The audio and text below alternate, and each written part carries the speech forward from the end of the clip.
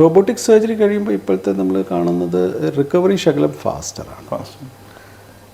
In general വെസ്റ്റിലൊക്കെ അവരൊരു 3 ഡേയ്സിൻ്റെ ഉള്ളിലൊക്കെ വീട്ടിൽ പോകും. ഒരു 5 ദിവസം കഴിയുമ്പോഴേക്കും ട്യൂബ് എടുക്കുന്നതാണ്. 5th 6th ഡേ ആകുമ്പോൾ എത്തിട്ട് നമ്മുടെ എവിടെയും അങ്ങനെ ആയിട്ടില്ല. പക്ഷെ എന്നാലും ഒരു 5ാമത്തെ ദിവസം ആകുമ്പോൾ യൂഷ്വലി നമ്മൾ വീട്ടിലേക്ക് വിടുന്നതാണ്. വിത്ത് ട്യൂബായിട്ട് പോകും. പോയതിൻ്റെ ഒരു 10 ദിവസം കഴിഞ്ഞിട്ട് വന്നിട്ടാണ് നമ്മൾ ട്യൂബ് എടുക്കുന്നത്. അവർക്ക് നോർമൽ എല്ലാ ആക്ടിവിറ്റീസും ചെയ്യാം, നടക്കാം, ഇരിക്കാം. അങ്ങനെ ഒരു വലിയൊരു ബെഡ് റെസ്റ്റിൻ്റെ ഒന്നും ആവശ്യമില്ല.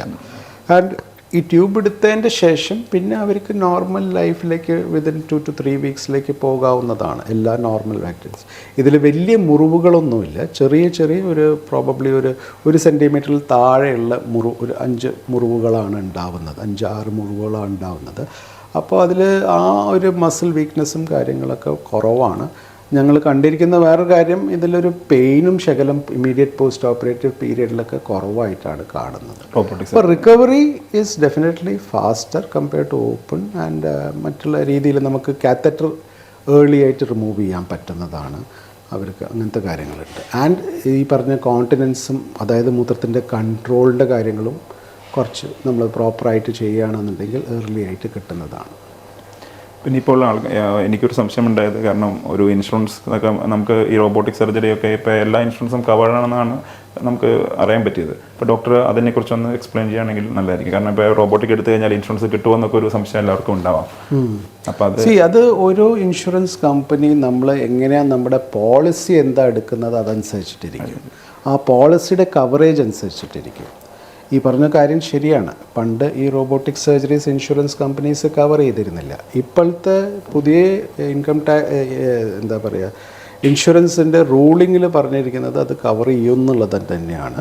പിന്നെ ഓരോ കമ്പനീസ് അവരുടെ ഇത്ര ശതമാനം അവർ കവർ ചെയ്യുമെന്നുള്ളതുണ്ട്. ചിലത് 50%, ചിലത് 75%, ചിലപ്പോൾ 100% ഉണ്ട്. അത് നമ്മൾ എടുക്കുന്ന പോളിസി അനുസരിച്ചിട്ടിരിക്കും. അതിൻ്റെ ക്ലോസസ് ഉണ്ടാവും. അത് നമ്മൾ അതിനെ പറ്റിയിട്ട് നോക്കിയാലേ കൂടുതൽ പറയാൻ പറ്റുള്ളൂ. പിന്നെ ഈ റോബോട്ടിക് സർജറി പൂർണ്ണമായും ചികിത്സിച്ച് ഭേദമാക്കാൻ പറ്റുമോ, അതോ പിന്നെ വരാൻ ചാൻസ് ഉണ്ടോ? പ്രോസ്റ്റേറ്റ് ക്യാൻസറിൻ്റെ ഒരു കാര്യമുള്ളത് ഞാൻ പറഞ്ഞില്ലേ, ആദ്യം തുടക്കത്തിൽ തന്നെ പറഞ്ഞത്, ഇതിൻ്റെ സ്റ്റേജ് അനുസരിച്ചിട്ടൊക്കെ ഇരിക്കും. പിന്നെ ഏജ് അനുസരിച്ചിട്ട്. ഇപ്പോൾ പ്രോസ്റ്റേറ്റ് ക്യാൻസർ ഒരു ഏർലി സ്റ്റേജ് ക്യാൻസറാണ്. ആ പ്രോസ്റ്റേറ്റിനെ മാത്രമേ ബാധിച്ചിട്ടുള്ളൂ എന്നുണ്ടെങ്കിൽ ഒരു ക്യൂറേറ്റീവ് ഇത് കൊടുക്കാൻ പറ്റുന്നതാണ്, തീർത്തും മാറാൻ പറ്റും. പക്ഷേ എന്നാലും അതിലൊരു ഫോളോ അപ്പ് വേണം. ബിക്കോസ് ഇതിൻ്റെ ഈ സ്റ്റേജ്, പിന്നെ ഈ പ്രോസ്റ്റേറ്റിൻ്റെ ഗ്രേഡ്, ക്യാൻസറിൻ്റെ ഒരു ഗ്രേഡും കൂടിയുണ്ട്. അതായത് ഇതിൽ നമ്മൾ പഠനത്തിൽ ഇതിനെ ഒരു low grade, intermediate grade, high grade, അതായത് റിസ്ക് എന്ന് പറയും. റിസ്ക് കാറ്റഗറൈസേഷൻ ഉണ്ട്. Low risk, intermediate risk, high risk and very high risk. അപ്പോൾ ഈ ഹൈ റിസ്ക്കും വെരി ഹൈ റിസ്കിലും ഗ്രേഡ് ഇതിൻ്റെ കൂടുതലാണ്. അങ്ങനത്തെ പേഷ്യൻസിന് ഈ റിക്കറൻസിൻ്റെ സാധ്യതകൾ കൂടുതലാണ്. പിന്നെ ഈ പ്രോസ്റ്റേറ്റ് നമ്മൾ ഉദ്ദേശിക്കുമ്പോൾ നമ്മളിത് പ്രോസ്റ്റേറ്റ് റിമൂവ് ചെയ്യുമ്പോൾ പ്രോസ്റ്റേറ്റ് മാത്രമായിട്ട് റിമൂവ് ചെയ്യും. അത് കഴിഞ്ഞിട്ട് നമ്മളിതിനെ ബയോപ്സിക്ക് അയക്കും. ആ ഫൈനൽ ബയോപ്സി റിപ്പോർട്ട് എങ്ങനെ, അതനുസരിച്ചിട്ടും നമുക്ക് തീരുമാനിക്കേണ്ടി വരും ഫർദർ നമുക്ക് എന്തെങ്കിലും ചികിത്സ വേണോ.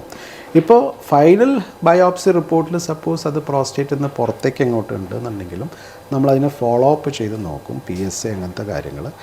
ആൻഡ് ദെൻ പിന്നെ അത് പ്രോസ്റ്റേറ്റിൻ്റെ അടുത്തുള്ള സെമിനൽ വെസിക്കിൾ അതിലേക്കൊക്കെ സ്പ്രെഡ് ചെയ്തിട്ടുണ്ടെന്നുണ്ടെങ്കിലും ചിലപ്പോൾ അഡ്ജുവൻ്റായിട്ട് അഡീഷണലായിട്ട് ചിലപ്പോൾ ചികിത്സ വേണ്ടി വരും. അപ്പോൾ അത് ഈ ഫോളോ അപ്പ് ചെയ്യുമ്പോഴാണ് നമുക്ക് അറിയുന്നത്.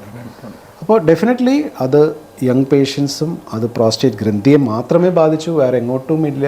ഗ്രേഡ് അതിൻ്റെ ഒരു ഇൻ്റർമീഡിയറ്റ് ഗ്രേഡ് ആണ്, ഓർ ലോ റിസ്ക് ആണ്, ഓർ ഇൻ്റർമീഡിയറ്റ് റിസ്ക് ആണെങ്കിൽ ഡെഫിനറ്റ്ലി ക്യൂറേറ്റീവ് ആണ്.